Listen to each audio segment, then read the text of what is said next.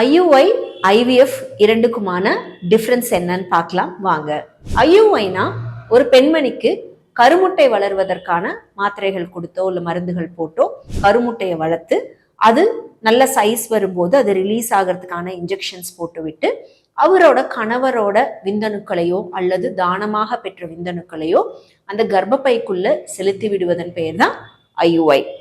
IVF அல்லது test tube baby அப்படின்னா என்னன்னு பார்த்தீங்கன்னா 2வது நாள்ல இருந்தே இன்ஜெக்ஷன்ஸ் போட்டு எவ்வளோ கருமுட்டைகள் மேக்சிமம் அவங்க கிட்ட வளர்த்து வெளியில எடுக்க முடியுமோ எடுத்து அவரோட கணவரோட விந்தணுக்களையோ அல்லது தானமாக பெற்ற விந்தணுக்களையோ ஒரு கருமுட்டையோடையும் கூட்டி வச்சு அது கருவாக லேப்ல மாத்துறது பேர் தான் IVF or test tube baby.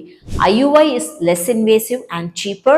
IVF is more invasive and it is bit costlier than IUI. இது போன்ற ஃபேக்ட்ஸ் பத்தி தெரிஞ்சுக்கிறதுக்கு நம்ம பேஜை ஃபாலோ பண்ணுங்க. நான் டாக்டர் அகிலா திரு. தேங்க்யூ.